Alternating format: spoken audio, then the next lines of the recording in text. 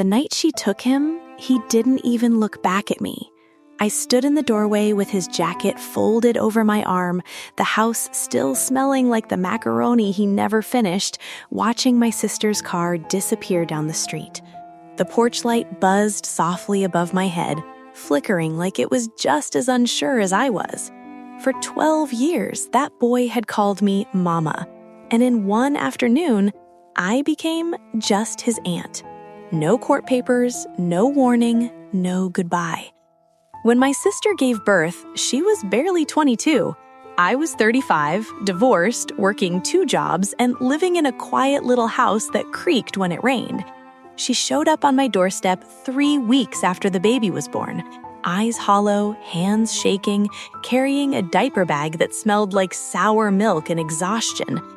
"I can't do this," she said, "just for a while." Her son was so small, wrapped in a faded blue blanket, crying in that thin, desperate way newborns cry when the world already feels unsafe. I didn't ask questions, I didn't set terms, I just took him. At first, it really was supposed to be temporary, a few weeks, maybe a couple months, but weeks turned into months and months turned into birthdays. She visited less and less, first every weekend, then holidays, then just phone calls that always ended with promises.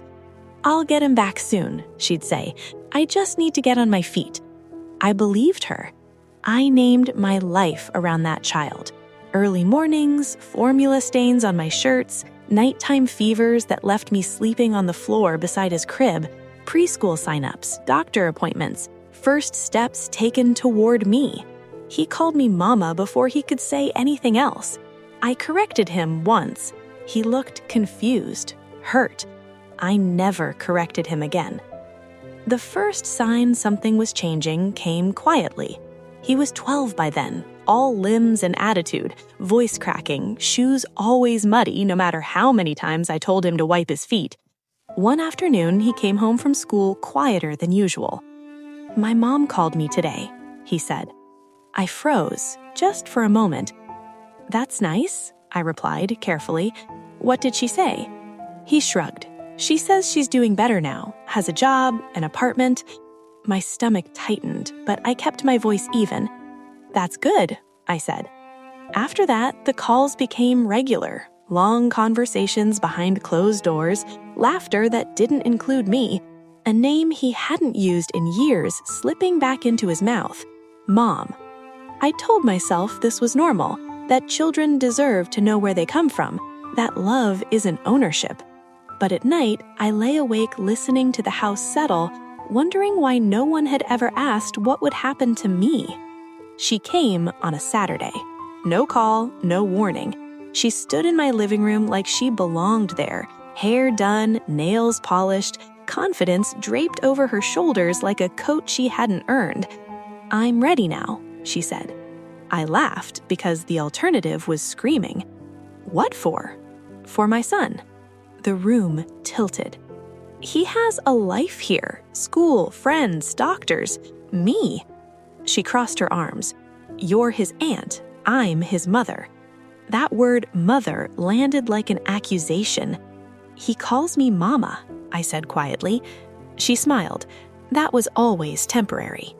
I realized then that while I'd been raising a child, she'd been planning her return. That night, she packed his things while I stood in the hallway, numb. She told him it was time, that he belonged with her now, that I had helped enough. He didn't cry. He looked torn, confused, and when I reached for him, he stepped back. I didn't chase the car. I sat on his bed after they left, holding a sock he'd dropped. The silence screaming louder than any fight ever could. The next day, I called a lawyer. That's when I learned the truth.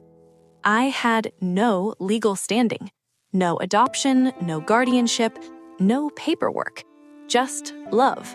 And love, apparently, doesn't count in court. I tried to talk to her, tried to reason. She accused me of trying to steal her child. Steal! After 12 years.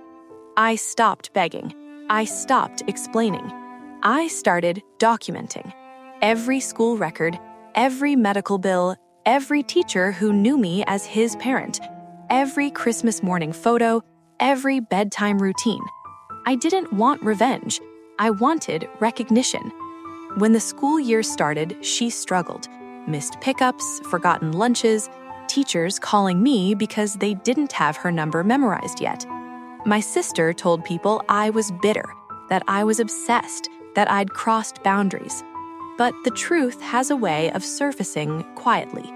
At a parent-teacher meeting she forgot to attend, the counselor looked at me and said, "We assumed you were his mother." The courtroom was small and cold. When the judge asked my nephew where he felt safe, he hesitated. Then he said my name, not Mama, just my name. And somehow that hurt more. But it mattered. The ruling didn't give me custody, but it gave me visitation. Regular, protected, written. She didn't like that, but she couldn't erase me anymore. Over time, he started calling again, asking questions, remembering things she couldn't. "You never left," he said once. No, I stayed. He's grown now, taller than me, still awkward with hugs, still mine in all the ways that matter.